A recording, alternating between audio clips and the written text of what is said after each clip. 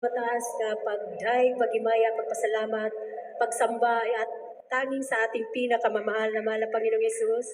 Po lamang, hallelujah, praise the Amen. Lord. Praise the Lord. Dubling paggalang po sa ating beloved pastor, evangelist, Wildy Estrada Almeida, o paghandom sa mayong pagpanudlo sa atong beloved assistant pastor, Lina C. Almeida, sa mga beloved children, kanatong tanan mga minamahal, lalo tigit sa ating pinakamamahal na mahal na Panginoong Isus. Hallelujah, praise the Lord. Hallelujah, praise the Lord. Salamat sa dakong pribilehiyo nga gihatag sa atong buhig dalaygon nga Dios. Mga minamahal nga nakarating po ako dito sa dakong ito. First time ko pong nakarating dito mga minamahal. Galing po ako ng Bohol. Hallelujah, praise the Lord. Salamat sa ating pinakamamahal na mahal na Panginoon Isus mga minamahal.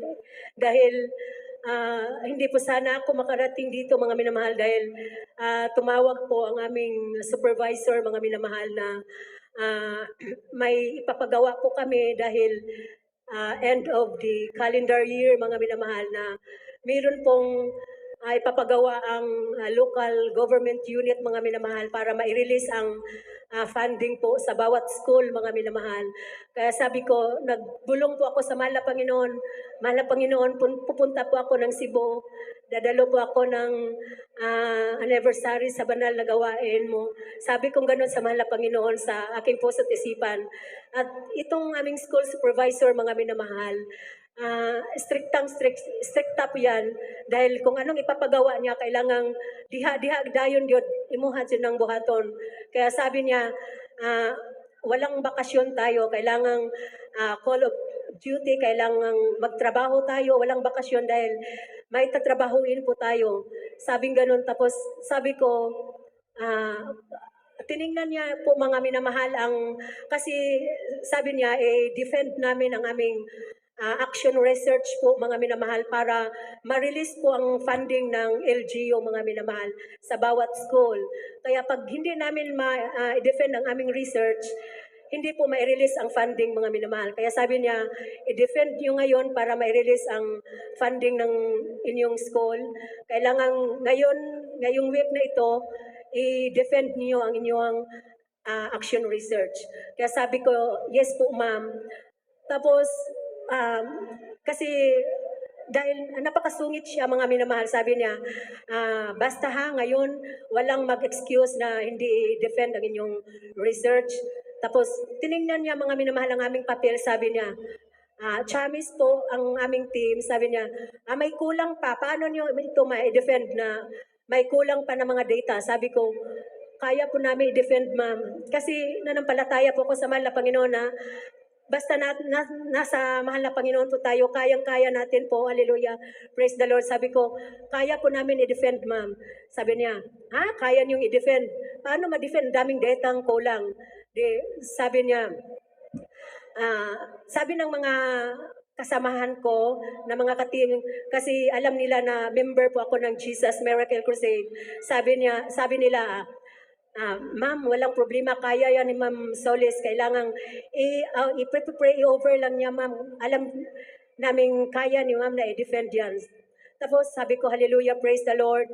Tapos bigla lang naging mahinahon ng aming school supervisor. Sabi niya, sige, ganito na lang. Ang gagawin natin, hangiwan na lang na ako ang atong mayor na next year na lang kayo mag-defend. Pero yung ibang katimo, kailangan i-defend ngayon. Kayo lang ang exempted. Kaya sabi ko sa mahal na Panginoon, gabi ang napakabuti ang mahal na Panginoon, mga minamahal. Dahil nagbubulong po ako sa mahal na Panginoon na gusto po akong makarating dito sa dako ng Cebu, mga minamahal, para maka-attend ng anniversary. Hallelujah, praise the Lord. At talagang all things works together for good to them that love God according to His purpose. Hallelujah, praise the Lord. Salamat sa ating dakilang mahal na Panginoong Yesus. Hallelujah, praise the Lord. O pasalamatan ko ang pinakamamahal na mahal na Panginoong Yesus, mga minamahal, na ako po'y napadako ng gawain ng Jesus Miracle Crusade last 1998 po mga minamahal sa dako ng main church mga minamahal at salamat sa mahal na Panginoong Hesus na tunay po itong gawain ng mahal na Panginoong Hesus dahil dati po naghahanap po ako ng tinuod nga pagpangalagad sa atong buhig dalaygon nga Dios mga minamahal at tunay nga po ito po ibinigay ng ating pinakamamahal na mahal na Panginoong Hesus mga minamahal dahil tuwing dati po doon po ako nagtuturo sa Maynila mga minamahal din. Tuwing naglalakad ako papuntang school, naghahanap ako ng mga Christian church ba mga minamahal kung saan doon ako magsasamba. Kaya kung ibigin ko mang papasok ako sa church mga minamahal, dili gyud itugot sa atong buhig dalaygon nga Dios. Kaya sabi ko mahal na Panginoon, saan ka ba maalagaran ako nga tinuray ug tinuod mga minamahal, gigamit ang ato ang beloved igagaw nga unang na-save po dito sa dako ng Maynila mga minamahal. Hallelujah, praise the Lord. Ito po gihatag jud sa atong buhig dalaygon nga Dios mga minamahal. Hallelujah, praise the Lord. Salamat sa ating pinakamamahal na mahal na Panginoong Hesus ug pasalamatan ko mga minamahal ang ating dakilang mahal na Panginoong Hesus dahil ito po extended na buhay na binigay ng ating buhay na mahal na Panginoong Hesus mga minamahal. Kung natatandaan nyo, no, nakikita nyo sa telebisyon, sa mga social media, mga minamahal, ng pagbagsak ng tulay sa dako ng Bohol, mga minamahal. Ako po ang isang survivor, mga minamahal. Hallelujah, praise the Lord. At napakabuti ng ating pinakamamahal na mahal na Panginoong Hesus, mga minamahal, dahil galing ko ako ng orientation, mga minamahal, para sa face-to-face classes, mga minamahal. At doon, para bang may dinaramdam akong sakit mga minamahal dahil mga kasamahan kong teachers po, sila po ay fully vaccinated. Sabi nila, ako lang po ang teacher na hindi po na-vaksinan sa dako ng sa mga teachers ng luway, mga minamahal. Sabi nila, bakit ma'am ayaw mong magpa-vaccine dahil protection mo naman yan. Sabi ko, bahala na ang mahal na Panginoong Hesus. Iniisip ko kasi ang buhay natin ay galing sa mahal na Panginoon. Ang vaccine, gawa lang ng tao. Sabi ko, bahala na ang mahal na Panginoong Hesus. Basta I hold my faith to the Lord. Sabi kong ganon.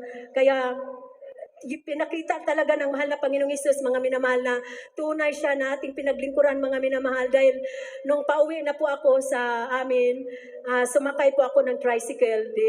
Dahil na-stuck up kami sa tulay, mga minamahal, sa bridge. Dahil may nag-counterflow pong 12-wheeler truck, mga minamahal.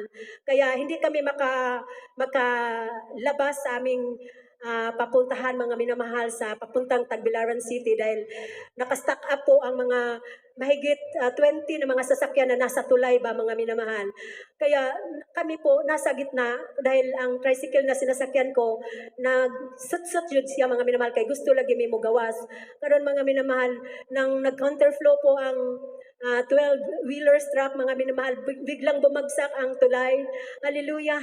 Sabi ko sa mahal na Panginoon, ikaw nang bahala sa akin. Alam kong hindi mo ako pababayaan dahil di ko kaybaw mo langoy, mga minamahal, bisag unsa uno, di ko kaybaw mo langoy. Dito ko sa ilawom tubig, mga minamahal, ang lalim, mga minamahal, napo kadupa ang gilawmon, mga minamahal niya. Dito jud ko sa ilawom, grabe ka itong wakoy maaninag, mga minamahal, dahil grabe kalalim ang kuan, kasi yung Luway Lubok Bridge, mga minamahal, connected yan sa dagat, so sa pantalan. At dahil hindi ako marunong lumangoy, mga minamahal, nagsusumamo, natandaan ko, napaisip sa akin ng mahal na Panginoon na ang itinuturo ng ating mahal na pastor na sa panahon ng kagipitan, sambitin mo ang hallelujah, praise the Lord. Totoo po, mga minamahal, abang nasa ilalim po ako ng tubig, sinasambit ko ang hallelujah, praise the Lord, hallelujah, praise the Lord, hallelujah, praise the Lord. At Psalm 23 na the Lord is my shepherd, I shall not want. Sinasambit ko sa mga labi yan, mga minamahal. At alam mo, ang dakilang himala ng ating pinakamamahal na mahal na Panginoon Hesus, naramdaman ko po ang napakalaking palad ba, mga minamahal, na naka-hold sa aking talampakan, mga minamahal, na nisulpot ko pahitaas, mga Praise the minamahal. Lord, hallelujah. Hallelujah, praise the Lord.